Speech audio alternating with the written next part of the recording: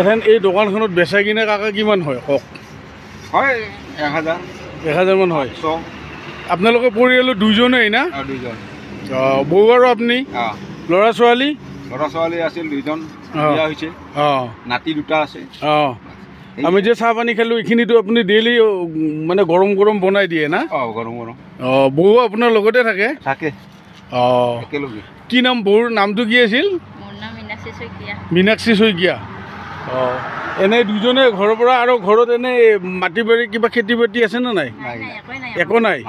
বেলেগ একো নাই, খালি এইখিনিয়ে দিয়ে চলি আছে আৰু প্ৰথমতে কি কৰিছিল? প্ৰথমতে মই মিস্ত্ৰী কৰিছিলোঁ। মিস্ত্ৰী আছিল? ৰাজমিস্ত্ৰী নে? ৰাজমিস্ত্ৰী কৰিছিল। তাৰপিছত ছোৱালী বিয়া দিয়াৰ পিছত আৰু এইবাৰ আৰু এইখন দোকান খুলিলোঁ আৰু এইবাৰ বহন কৰিব নাযাওঁ। এতিয়া কাম কৰিব নাযায় আৰু না? নাযাওঁ। ঠিক আছে ঠিক আছে দিয়ক। তেনেহ'লে আপোনালোকক লগ পাই ভাল লাগিল, তাৰ কাৰণে ধন্যবাদ। আকৌ আহিম না?